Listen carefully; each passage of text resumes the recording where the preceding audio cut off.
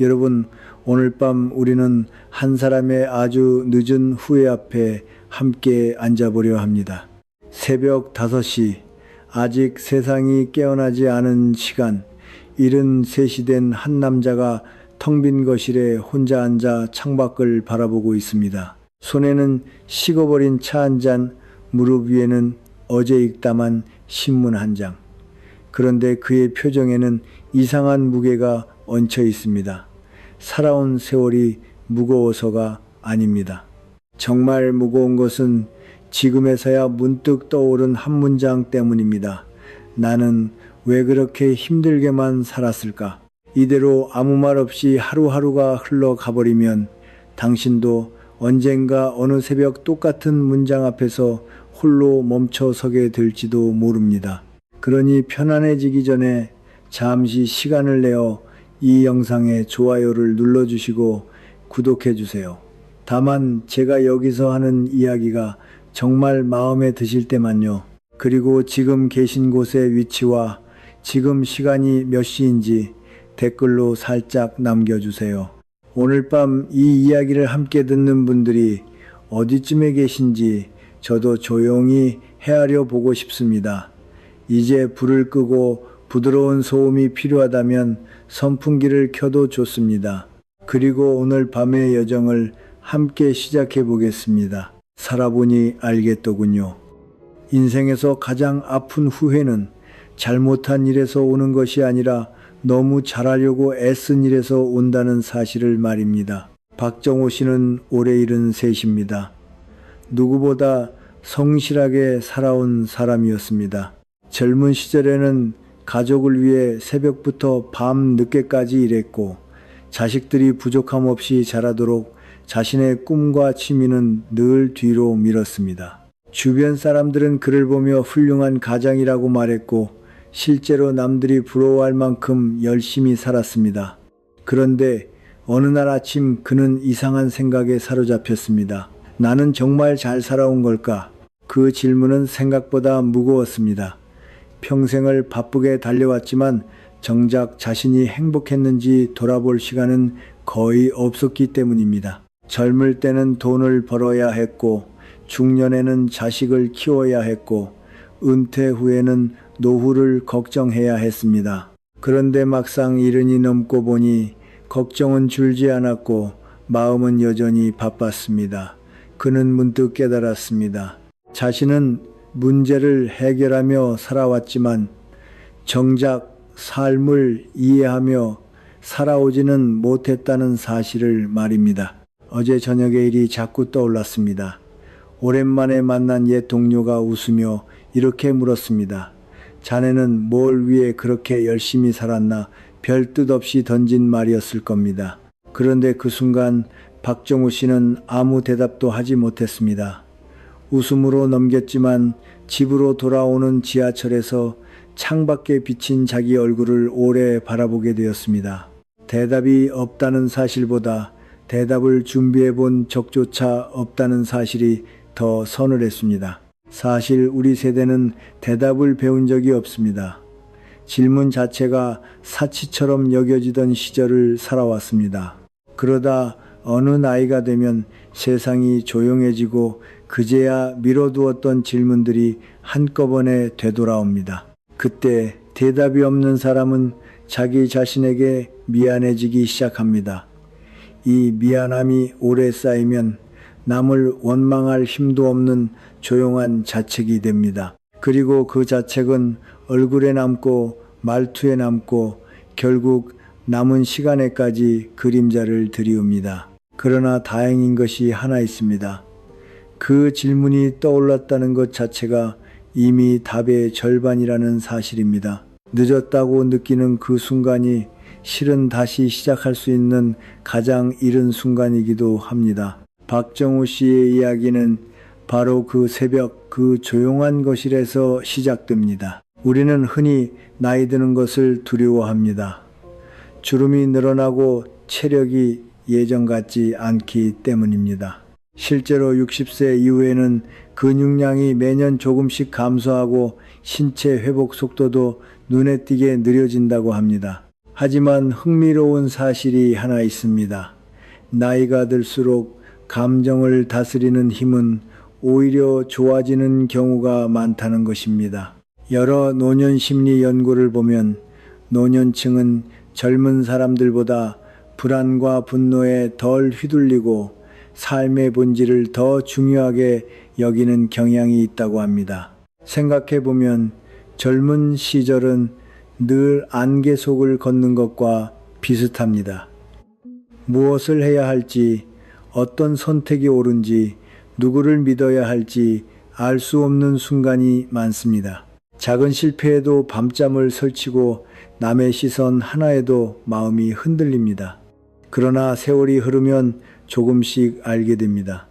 그렇게 중요하게 여겼던 수많은 걱정들이 사실은 지나가는 구름에 불과했다는 것을 말입니다. 박정우 씨도 마찬가지였습니다. 30에는 승진이 인생의 전부인 줄 알았습니다. 40에는 집을 사야 행복할 거라고 믿었습니다. 50에는 자식의 성공이 곧 자신의 성공이라고 생각했습니다. 하지만 73이 된 지금 돌아보니 그 모든 걱정 가운데 상당수는 실제로 일어나지도 않았습니다. 아직 오지 않은 미래를 두려워하느라 정작 눈앞의 오늘을 충분히 누리지 못했던 것입니다. 어느 날 오후 그는 집 근처 공원으로 산책을 나갔습니다. 벤치에 앉아 지나가는 사람들을 바라보는데 젊은 직장인들이 스마트폰을 들여다보며 바쁘게 걸어가고 있었습니다. 누군가는 통화를 하며 인상을 쓰고 있었고 누군가는 뛰어가듯 길을 건너고 있었습니다. 그 모습을 바라보던 박정우 씨는 문득 젊은 시절의 자신을 떠올렸습니다. 그 역시 늘 어딘가를 향해 달려가고 있었습니다. 그러나 왜 그렇게 달려야 하는지는 제대로 생각해 본 적이 없었습니다. 그때 옆 벤치에 앉아 있던 여든이 넘어 보이는 노인이 조용히 말을 건넸습니다. 젊을 때는 시간이 없다고 생각하고 늙으면 희망이 없다고 생각하지. 그런데 사실은 반대야. 젊을 때는 방향이 없고 늙어서야 비로소 삶을 돌아볼 시간이 생기는 거야. 노인은 그 말을 마치고 다시 말없이 앞을 바라보았습니다. 특별한 위로도 거창한 조언도 아니었습니다. 그런데 이상하게도 그 짧은 한마디가 오래도록 박정우 씨의 가슴에 남았습니다. 집으로 돌아오는 길 그는 그 문장을 몇 번이나 곱씹었습니다. 정말 그랬습니다. 젊은 시절에는 앞만 보고 달렸지만 지금은 비로소 삶을 이해할 시간이 생긴 것입니다. 나이가 들었다는 것은 단순히 늙어간다는 뜻이 아니라 세상을 보는 눈이 달라진다는 뜻일지도 모릅니다. 젊음은 힘이지만 그 힘은 종종 방향을 잃습니다. 반대로 나이는 힘이 줄어드는 만큼 어디로 걸어야 하는지가 조금씩 또렷해집니다. 그런데 이 진실을 받아들이지 못하는 사람들이 의외로 많습니다. 나이가 든 뒤에도 여전히 젊음만을 그리워하고 잃어버린 것만을 세고 있는 분들 말입니다. 젊음을 붙잡으려 할수록 오늘이 초라해 보이고 오늘이 초라해 보일수록 마음은 더 조급해집니다. 그러다 결국 자식 앞에서, 후배 앞에서, 심지어 오래된 친구 앞에서까지 서운함이 슬쩍 새어나오게 됩니다. 왜 나를 예전만큼 인정해주지 않느냐는 눈빛으로 말입니다. 그 눈빛이 반복되면 사람들은 조용히 멀어집니다. 우리가 잃는 것은 젊음이 아니라 그 뒤에 남아있어야 할 품위입니다. 우리가 얻어야 할 것은 젊음이 아닙니다. 젊음은 누구에게나 잠시 주어질 뿐입니다. 하지만 지혜는 다릅니다. 수많은 경험과 시행착오를 통해서만 얻을 수 있는 것입니다. 그래서 어떤 사람은 나이가 들어도 여전히 불평과 원망 속에 살고 어떤 사람은 나이가 들수록 마음이 편안해집니다. 그 차이는 나이를 얼마나 먹었느냐가 아니라 삶에서 무엇을 배웠느냐에 달려 있습니다. 박정우 씨는 그날 저녁 집으로 돌아와 오래된 사진첩을 펼쳤습니다. 사진 속에는 젊은 시절의 자신이 있었습니다. 성공을 위해 뛰어다니던 모습도 있었고 가족들과 웃고 있는 모습도 있었습니다. 그는 천천히 사진을 넘기다가 조용히 미소를 지었습니다. 그리고 처음으로 깨달았습니다. 나이 드는 것이 문제가 아니라 어떻게 나이 드느냐가 문제라는 사실을 말입니다. 사람들은 흔히 나이가 들면 잃는 것이 많다고 말합니다. 체력도 줄고 기억력도 예전 같지 않고 가까웠던 사람들도 하나둘 멀어져 갑니다. 맞는 말입니다. 그러나 많은 분들이 놓치는 사실이 하나 있습니다. 나이가 들수록 얻는 것도 있다는 것입니다. 그중 가장 값진 것이 바로 사람을 보는 눈입니다.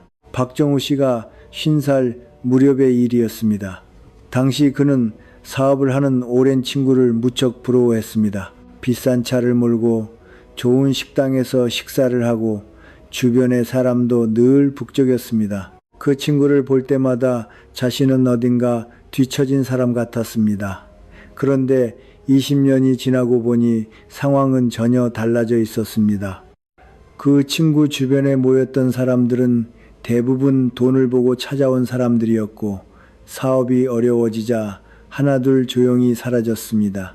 반면 박정우 씨의 곁에는 많지는 않지만 진심으로 걱정해주는 사람들이 남아 있었습니다. 그때 그는 깨달았습니다. 젊을 때는 사람의 겉모습을 보고 판단하지만 나이가 들수록 사람의 마음을 보게 된다는 사실을 말입니다. 이것이 바로 세상을 보는 눈입니다. 화려한 말보다 조용한 행동을 보게 되고 일시적인 친절보다 오랜 시간 변하지 않는 태도를 보게 되는 것입니다. 한 번은 이런 일이 있었습니다. 지역 모임에 나갔더니 예전에 그를 무척 따르던 후배 하나가 다가와 반갑게 인사를 건넸습니다. 형님, 요즘 자주 뵀으면 좋겠습니다. 목소리는 밝았지만 눈은 이미 문 쪽 사람들을 훑고 있었습니다. 옛 같으면 그 인사에 마음이 훈훈해졌을 겁니다. 그런데 그날 박정우 씨는 그저 조용히 웃으며 고개만 끄덕였습니다. 서운함도 실망도 없었습니다. 사람의 말은 귀로 듣지만 사람의 마음은 눈빛과 몸의 방향에서 읽는다는 것을 이제는 알기 때문이었습니다. 그날 저녁 집으로 돌아오는 길이 이상하게 담담했습니다. 예전 같으면 밤새 곱씹었을 장면이었지만 이번에는 딱 한 번 떠올리고 그대로 흘려보낼 수 있었습니다. 예전에는 누군가 자신을 무시하는 듯한 말을 하면 밤새 잠을 이루지 못했습니다. 왜 그런 말을 했을까?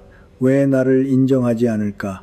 왜 나만 손해를 보는 걸까? 하지만 지금은 다릅니다. 누군가의 말 한마디가 자신의 가치를 결정하지 않는다는 것을 알게 되었기 때문입니다.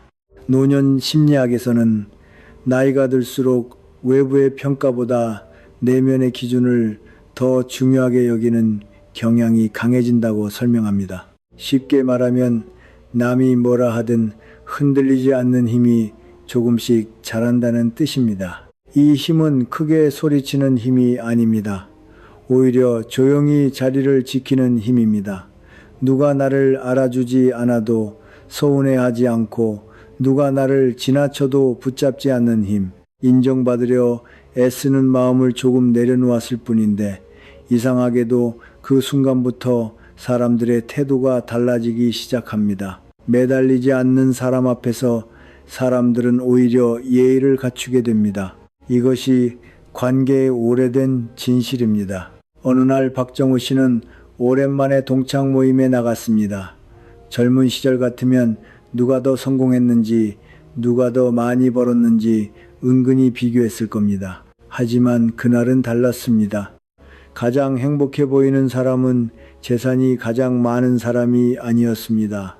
작은 텃밭을 가꾸며 사는 친구였고, 매일 아내와 산책을 한다는 친구였고, 손주 이야기만 해도 얼굴에 웃음이 번지는 친구였습니다. 그들의 얼굴에는 지친 기색이 없었습니다. 애써 자신을 증명하려는 조급함도 없었습니다. 그 순간 박정우 씨는 이상한 생각이 들었습니다.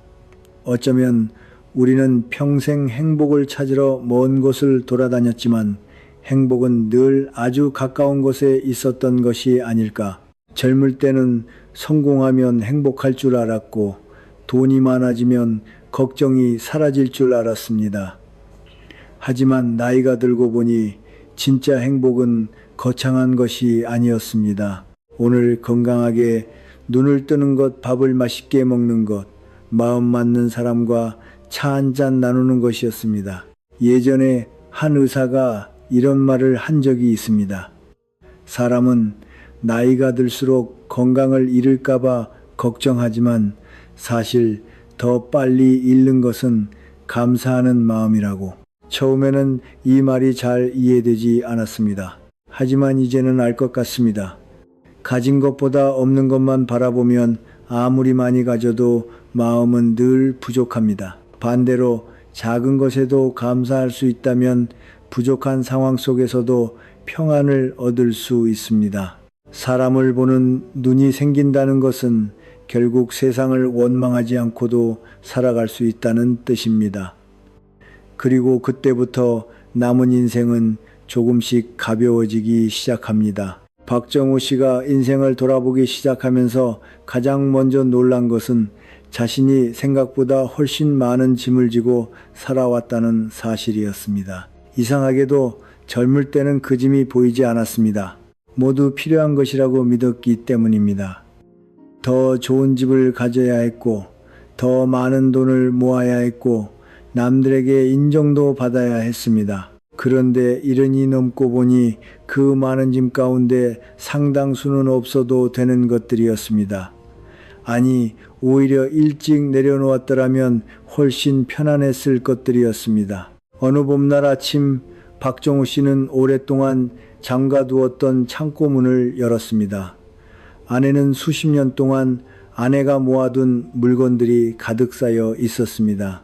언젠가 쓸 것 같아 보관해둔 상자들, 입지 않는 옷들, 오래된 서류들, 기념품들, 그리고 이미 존재조차 잊고 있었던 물건들까지.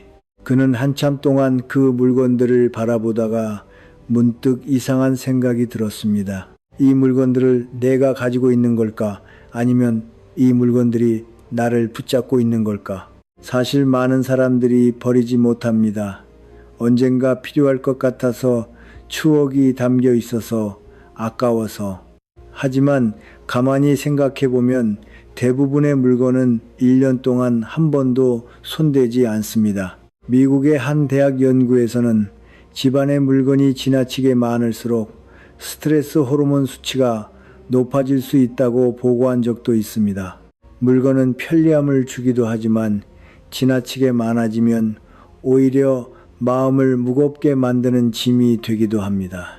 박정우 씨는 먼저 오래된 상장들을 꺼냈습니다. 젊은 시절 회사에서 받은 표창장도 있었고 지역 사회 활동으로 받은 감사패도 있었습니다. 예전에는 그것들을 볼 때마다 뿌듯했습니다. 하지만 이제는 달랐습니다. 그는 문득 자신에게 조용히 물었습니다.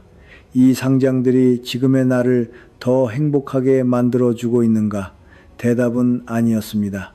오히려 그것들은 그를 지나간 과거에 붙들어두고 있었습니다. 예전에는 내가 이런 사람이었다고, 한때는 이렇게 인정받았다고 누군가에게 보여주고 싶은 마음이 아직도 남아 있었기 때문입니다. 그 순간 그는 깨달았습니다. 물건보다 무서운 것은 물건 속에 숨어있는 집착이라는 사실을 말입니다. 그래서 그는 과감하게 결정을 내렸습니다. 꼭 필요한 몇 개만 남기고 나머지는 조용히 정리하기 시작한 것입니다. 처음에는 쉽지 않았습니다. 버리는 순간 마음 한구석이 허전해졌습니다. 그런데 신기한 일이 벌어졌습니다. 물건이 줄어들수록 집이 넓어지는 것이 아니라 마음이 넓어지기 시작한 것입니다. 옷장도 마찬가지였습니다. 10년 넘게 손대지 않은 옷이 수십 벌이나 있었습니다. 살이 빠지면 입겠다고 남겨둔 옷, 언젠가 특별한 날이 오면 꺼내겠다고 아껴둔 옷, 비싸게 샀다는 이유만으로 참아버리지 못한 옷들. 그러나 그 옷들은 몇 년이 지나도 그 자리에 그대로였습니다. 그는 옷을 하나씩 꺼내며 스스로에게 조용히 물었습니다. 이 옷이 정말 필요한가? 지난 3년 동안 한 번이라도 입은 적이 있는가? 이 옷이 내 삶을 조금이라도 더 좋게 만들고 있는가? 대답은 대부분 아니었습니다. 그래서 그는 그 옷들을 깨끗하게 세탁한 뒤 필요한 사람들에게 조용히 보냈습니다. 며칠 뒤 이상한 평온이 마음에 찾아왔습니다. 잃었다는 감정이 아니라 누군가에게 도움이 되었다는 안심이었습니다. 사람은 얻을 때만 행복한 것이 아닙니다. 의미 있게 내려놓을 때도 충분히 행복해질 수 있습니다. 정리를 하며 그는 오래된 서랍 하나에서 20년 전 어머니가 남긴 손수건 한 장을 발견했습니다. 그 순간 마음이 잠깐 흔들렸습니다.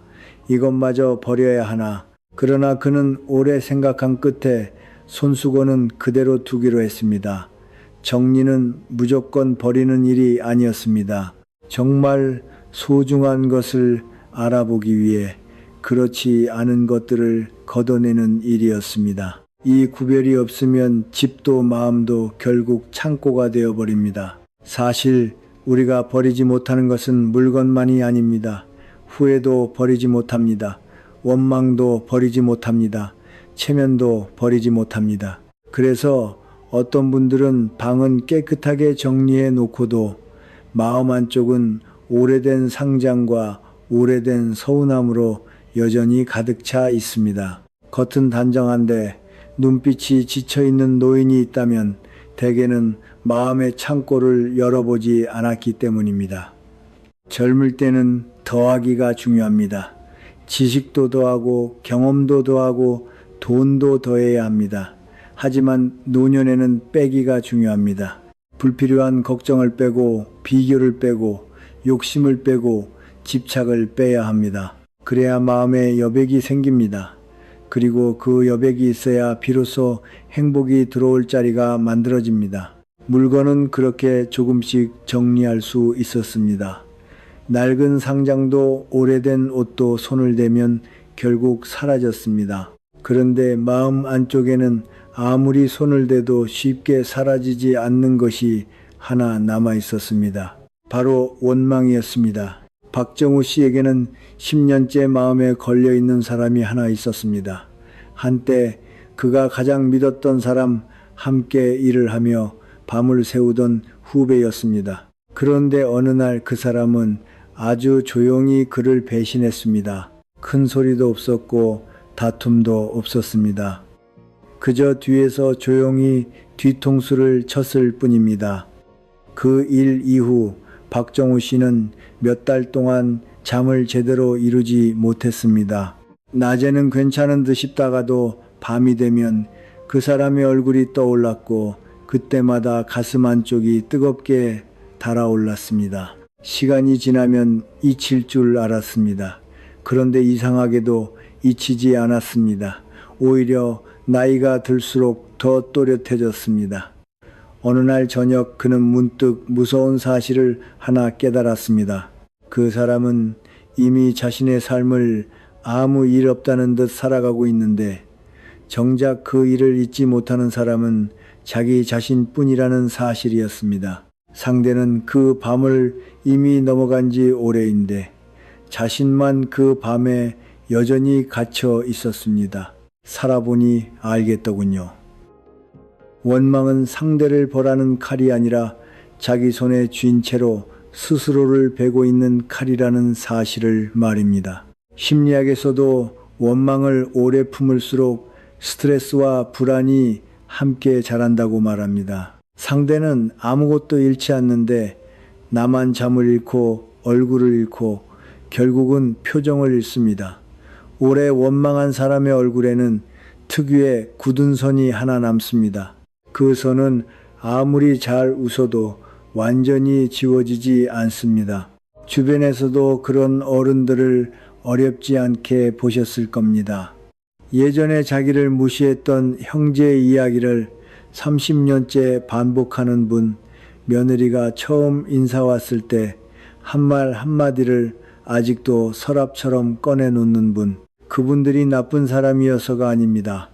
그저 마음 한켠에 놓인 짐을 어떻게 내려놓아야 하는지 배우지 못했을 뿐입니다. 그런데 그 짐이 오래 놓여 있으면 어느 순간부터는 가족들도 조심스럽게 거리를 두기 시작합니다.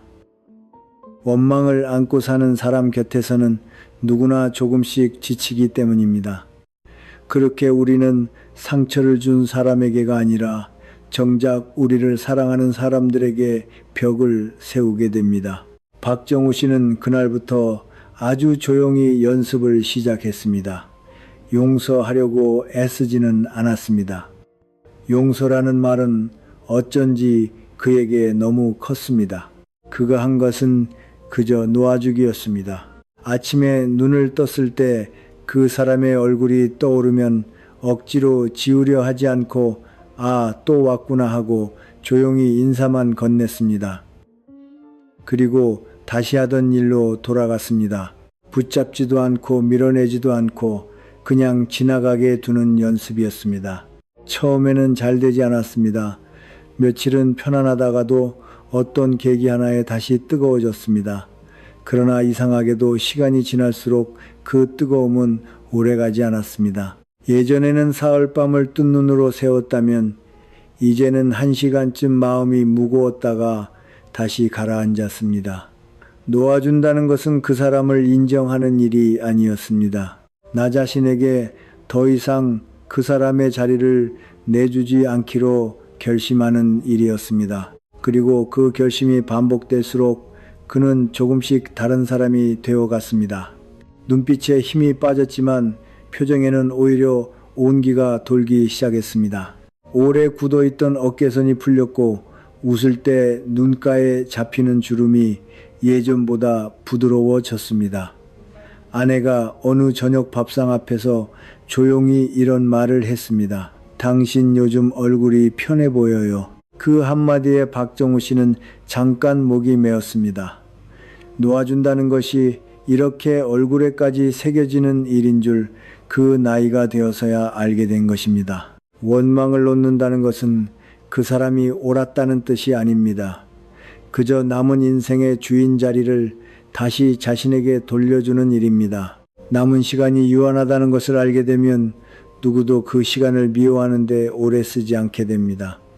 미움의 하루를 쓰기에는 우리에게 남은 하루가 이미 너무 귀합니다. 박정우 씨는 그날 밤 오랜만에 아무 꿈도 꾸지 않고 깊이 잠들었습니다. 10년 만이었습니다. 물건을 정리한 뒤 원망을 조금씩 놓아준 뒤에도 박정우 씨는 저녁이 되면 설명하기 어려운 허전함이 찾아오는 것을 느꼈습니다. 집은 깨끗해졌고 마음도 예전보다 가벼워졌지만 해가 지고 거실에 불이 하나둘 켜질 때쯤이면 텅 빈 공간이 유난히 크게 느껴졌습니다. 그때 그는 깨달았습니다. 나이가 들수록 사람을 힘들게 만드는 것은 집이 좁아서도 돈이 부족해서도 아니라 결국 외로움이라는 사실을 말입니다. 여러 나라의 노년 연구를 보면 노인들의 삶의 만족도를 떨어뜨리는 가장 큰 원인 중 하나가 고독이라고 합니다. 특히 혼자 있는 시간을 견디지 못하는 사람일수록 우울감과 무기력감을 더 자주 겪는다고 합니다. 이 말은 곧 혼자 있는 시간을 다룰 줄 아는 사람은 그만큼 노년의 무게를 덜 지고 살 수 있다는 뜻이기도 합니다. 박정우 씨는 오래전에 들었던 한마디가 떠올랐습니다. 혼자 있는 것을 즐기지 못하는 사람은 누구와 함께 있어도 진짜로 행복하기 어렵다. 젊을 때는 그 말이 잘 와닿지 않았습니다. 그때는 늘 누군가와 함께 있어야 살아있는 것 같았습니다. 친구들과 잔을 부딪히고 가족들과 어디론가 떠나고 사람들 사이에 있어야만 자신이 존재하는 것처럼 느껴졌습니다. 그런데 세월이 흐르며 상황은 조용히 달라졌습니다. 친구들도 하나둘 건강이 나빠졌고 자주 만나던 사람들은 각자의 삶에 바빠졌습니다. 자식들은 독립했고 손주들도 학교와 학원으로 바빴습니다. 누구의 잘못도 아니었습니다. 삶이란 원래 그렇게 흘러가는 것이었습니다. 문제는 이 자연스러운 변화를 받아들이지 못할 때 시작됩니다. 그때부터 어떤 분들은 하루에도 몇 번씩 자식들에게 전화를 걸고 관심을 요구하고 서운함을 조용히 쌓아갑니다. 왜 전화 한 통 안 하느냐? 왜 명절 말고는 얼굴을 안 비치느냐? 처음에는 사랑받고 싶은 마음이지만 반복되면 그것은 짐이 됩니다.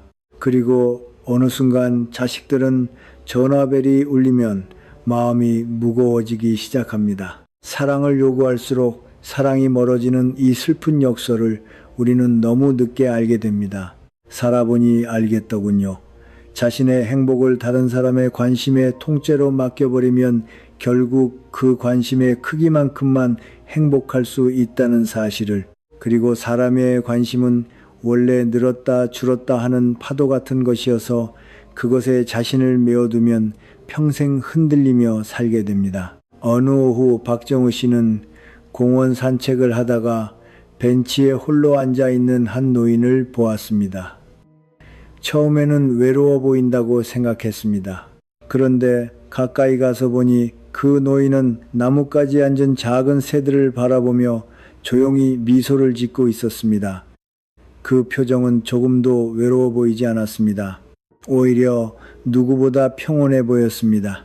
그 모습을 본 순간 박정우 씨는 아주 중요한 사실을 깨달았습니다. 혼자 있는 것과 외로운 것은 전혀 다른 문제라는 사실이었습니다. 그날 이후 그는 혼자 보내는 시간을 조금씩 다르게 대하기 시작했습니다. 아침에는 천천히 산책을 했습니다. 예전처럼 걸음수를 세거나 시간을 재지 않았습니다. 그저 발끝에 닿는 흙의 감촉을 느끼며 걸었습니다. 점심 뒤에는 오래전에 사두고 손 떼지 않았던 책을 한 페이지씩 넘겼습니다. 이해가 잘 되지 않아도 상관없었습니다. 저녁에는 좋아하는 음악을 낮게 틀어두고 차 한 잔을 오래 마셨습니다. 처음에는 어색했습니다. 아무것도 하지 않는다는 것이 게으르다는 죄책감처럼 느껴졌습니다.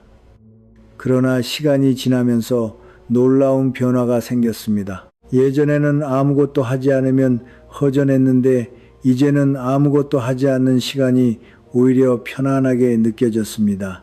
마음이 조용해지자 세상이 다르게 보이기 시작했습니다. 창문으로 들어오는 햇살의 결이 보였고 아파트 복도에서 들리는 이웃의 발소리에도 정이 느껴졌습니다. 그는 어느 밤 자신에게 조용히 물었습니다. 나는 왜 그토록 외로움을 두려워했을까?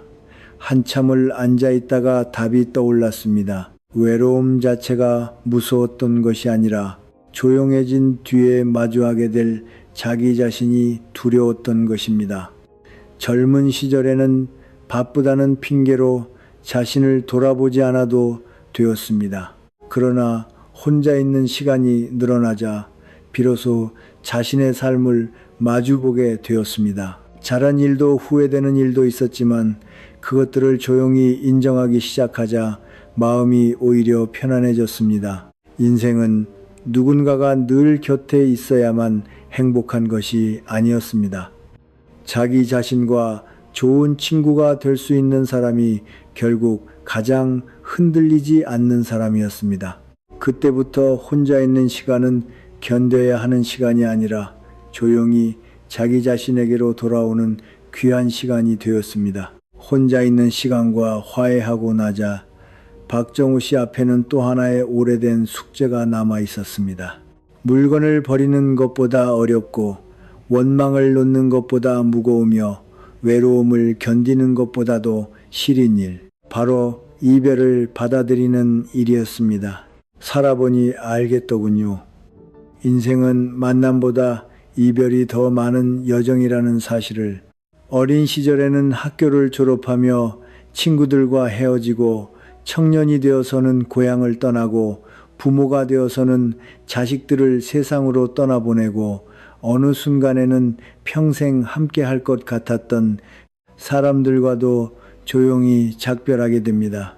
그런데 이상하게도 우리는 만남은 그렇게 열심히 준비하면서 이별은 한 번도 제대로 준비하지 않습니다. 그래서 이별이 찾아올 때마다 예상보다 훨씬 큰 상처를 받게 되는 것입니다. 박정우 씨도 그랬습니다. 65살 무렵 가장 친했던 친구 한 사람이 갑작스럽게 세상을 떠났습니다. 두 사람은 40년 넘게 우정을 이어온 사이였습니다. 젊은 시절에는 함께 고생했고 중년에는 서로의 어깨를 빌려주며 살아왔습니다.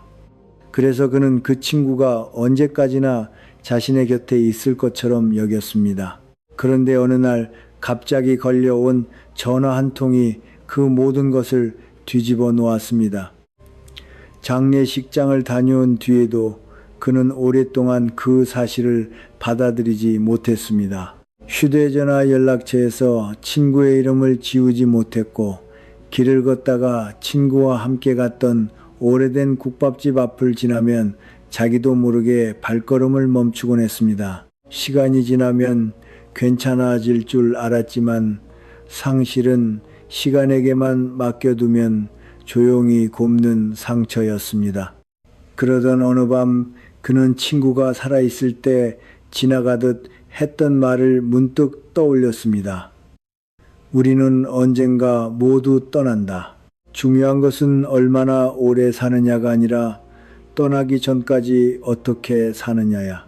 그 문장을 다시 떠올린 순간 이상하게도 가슴 한쪽이 조금 가벼워졌습니다. 그리고 그는 조용히 인정하게 되었습니다. 자신이 이토록 슬픈 이유는 친구를 사랑했기 때문이기도 하지만 한편으로는 친구를 아직 놓아주지 못하는 자신의 집착 때문이기도 하다는 사실을 말입니다. 사실 세상의 많은 고통 뒤에는 조용히 집착이 숨어 있습니다. 사람에 대한 집착, 돈에 대한 집착, 명예에 대한 집착, 젊음에 대한 집착, 건강에 대한 집착, 무언가를 소중히 여기는 마음은 자연스러운 일입니다. 그러나 그 마음이 너무 꽉 쥔 손이 되어버리면 결국 그 손이 먼저 아파집니다.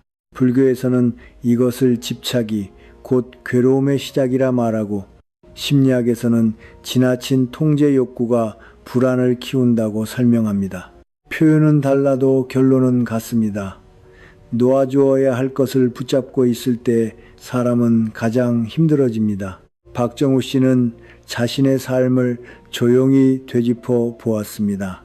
젊은 시절에는 승진을 놓칠까봐 붙잡았고 중년에는 자식의 성공을 놓칠까봐 매달렸고 은퇴 후에는 건강을 잃을까봐 조바심을 냈습니다. 그런데 이상한 일이 있었습니다. 붙잡으려 할수록 불안은 오히려 커졌고 어느 순간 받아들이기 시작하자 마음은 조금씩 가라앉았습니다. 실제로 여러 노년기 정신건강 연구에서도 통제할 수 없는 일을 받아들이는 능력이 큰 사람일수록 삶의 만족도가 높고 우울감이 낮다는 결과가 반복해서 나타납니다.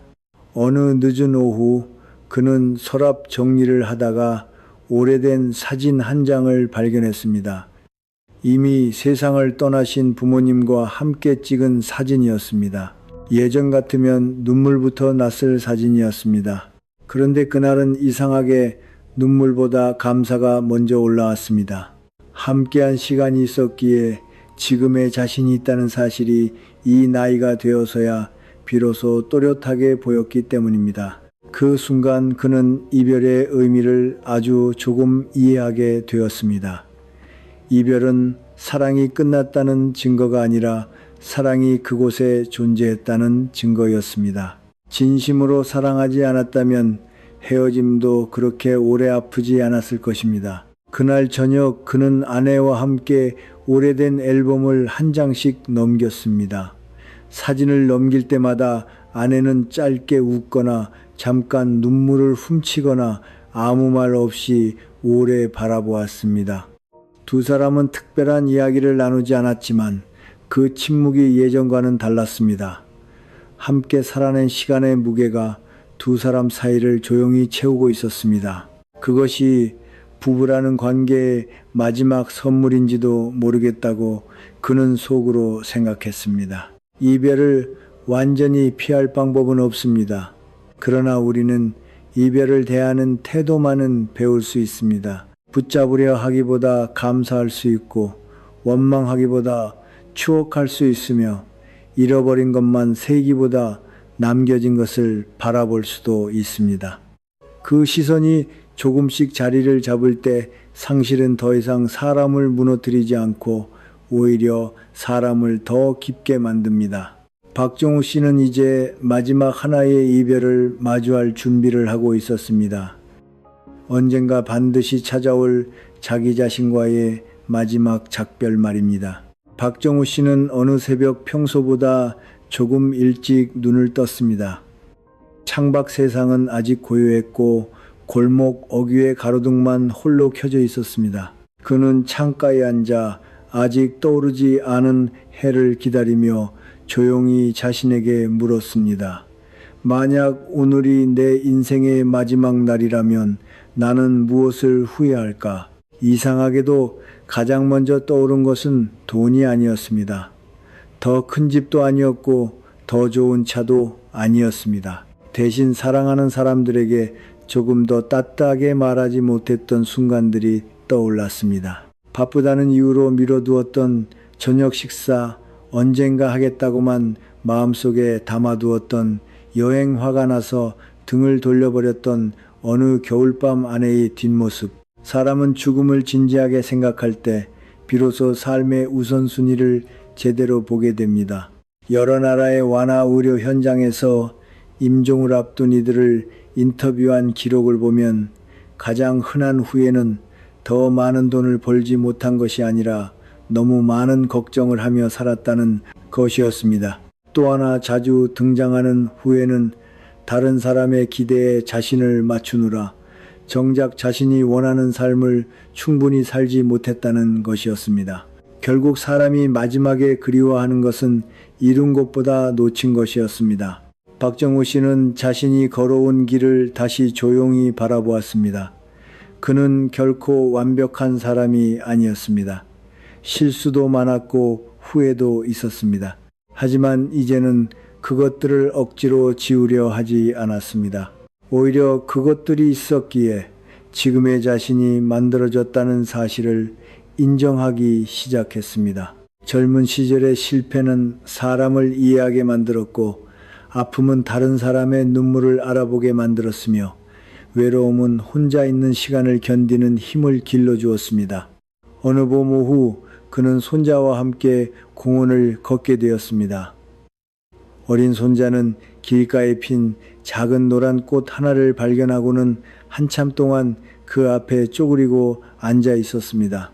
처음에 박정우 씨는 왜 저 작은 꽃을 저렇게 오래 바라보는지 이해하지 못했습니다. 그러다 문득 깨달았습니다.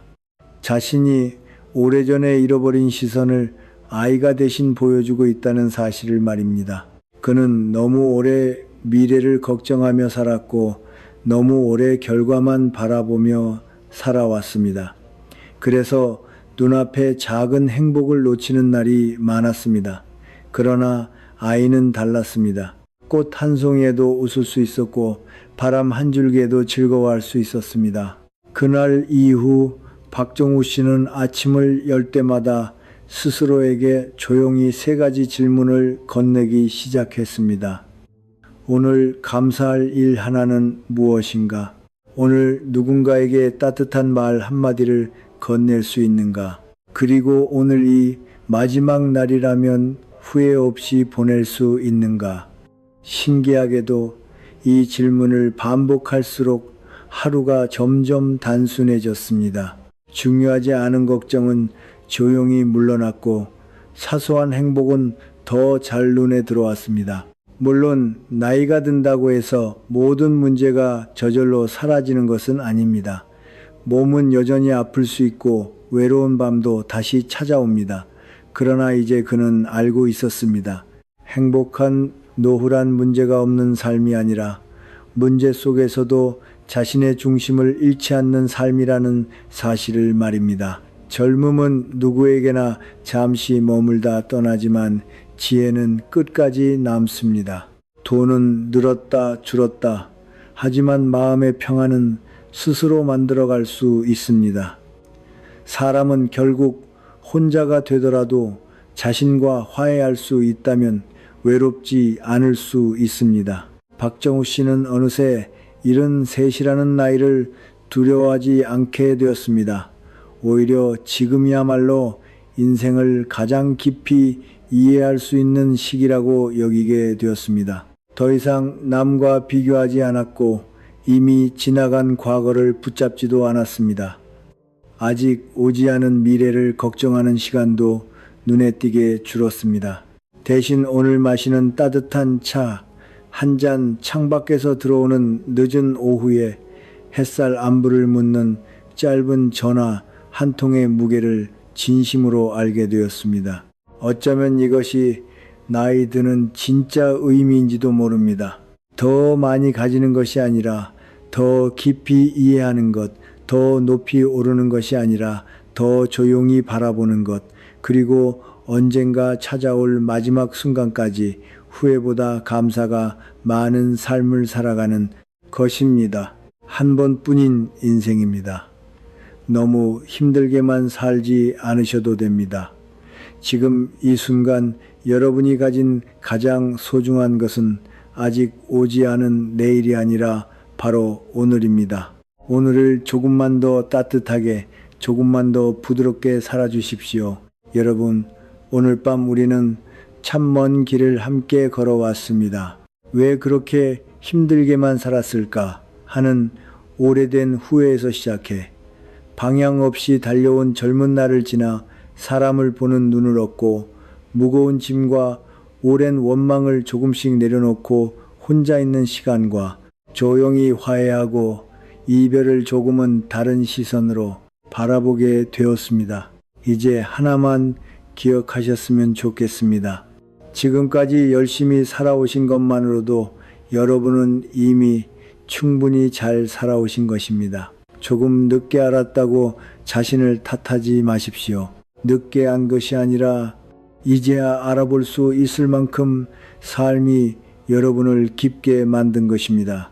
앞으로 남은 시간은 굳이 증명하지 않으셔도 됩니다. 누군가에게 인정받으려 애쓰지 않으셔도 됩니다.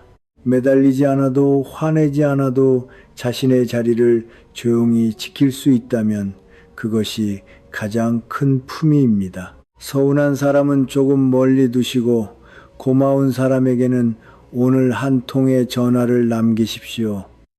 오래 붙잡고 있던 미움은 오늘 밤 이불 밖에 두고 주무십시오. 내일 아침 다시 들여놓지 않으셔도 세상은 아무 일 없이 잘 돌아갑니다. 여러분에게는 여러분의 평안을 지킬 자격이 있습니다. 여러분에게는 조용히 웃을 자격이 있습니다. 여러분에게는 남은 하루하루를 조금 더 가볍게 살아갈 자격이 있습니다. 오늘 밤은 아무것도 하지 않으셔도 됩니다. 그저 잘 주무시는 것, 그것 하나면 충분합니다.